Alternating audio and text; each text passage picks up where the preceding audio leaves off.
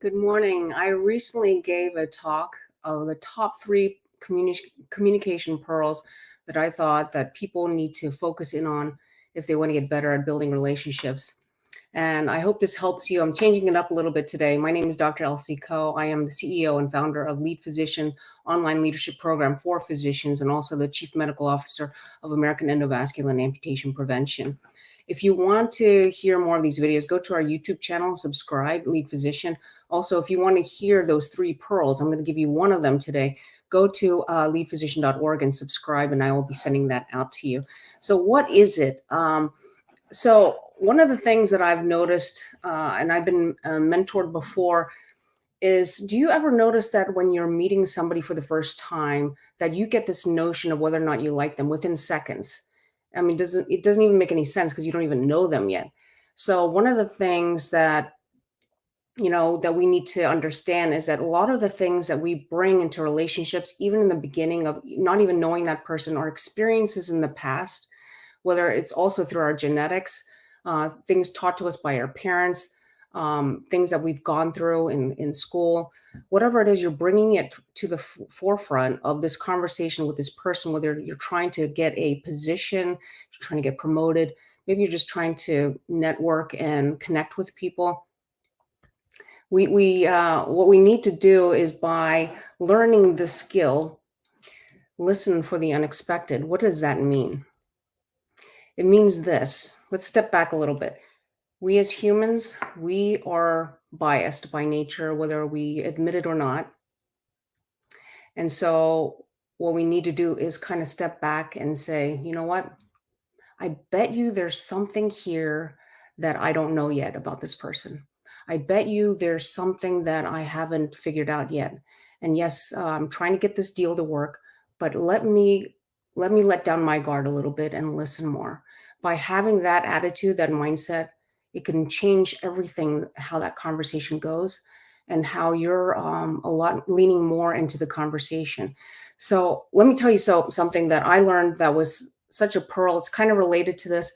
A mentor told me that, a late mentor told me that when he would meet somebody for the first time and got that notion where they didn't like that person at all, he would stop himself and say, you know what? I want to get to know that person better. So imagine that if we all stop to be a lot more self-aware of our biases and be able to give people the chance, we would build much stronger relationships and would be a happier place. And he told me, you know what, Elsie, 99.9% of the time, I find myself that I actually like that person. So I actually do that myself. So let me just tell you a little bit of a story from a great book that speaks to this. What I'm trying to say is this book called Negotiation Genius. I don't know if any of you've read this book, but this is a fantastic book to read. One of my favorites. There's a lot of favorites of mine, but this book tells a story of a guy named Chris, okay, who gets recruited to go to Europe to finish off this negotiation that was going nowhere. This US based manufacturing company sent a bunch of leaders there to negotiate a deal with a small European company. I was making a small ingredient and they wanted exclusive rights to this ingredient. And it was going okay. And they were close to making a deal. They sweetened the deal. They paid them more than they thought they would, price per pound for the ingredient. And they promised to buy as much as the factory could make in a year. And yet the owner would not sign the dotted line. It would not agree. So they went back and got this guy who's a Fortune 500 executive, Chris, and flew him there because he's known to do well in these deals. And what did Chris do that was so different from everyone else? He let go of the unexpected. He said, you know what, there's something here that we don't know yet. There's something I'm going to find out. I'm going to let go of all this biases of what these guys are telling me. And he just asked them one simple question. And this is a question that you can use in your conversation. He asked them why. Why would they not give exclusive rights to the US manufacturing company? And the owner just said, you know, it's because I promised my cousin that I would give them 250 pounds of this, which is a fraction of what they're, taking. Millions of pounds is what they want.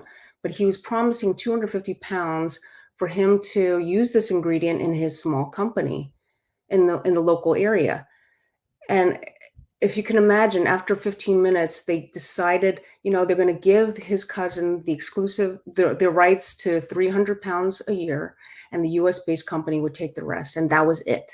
I mean, can you imagine the shock? Just by letting go and looking for the unexpected, letting go of biases, you can make tremendous changes in the way you interact with people. Well, I hope this was helpful for you.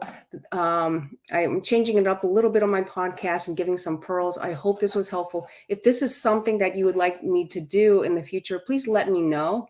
And thank you for the comments. I see that. Hi, Jess. Thank you so much. Please let me know, and I will be sure to include something like this again in the future.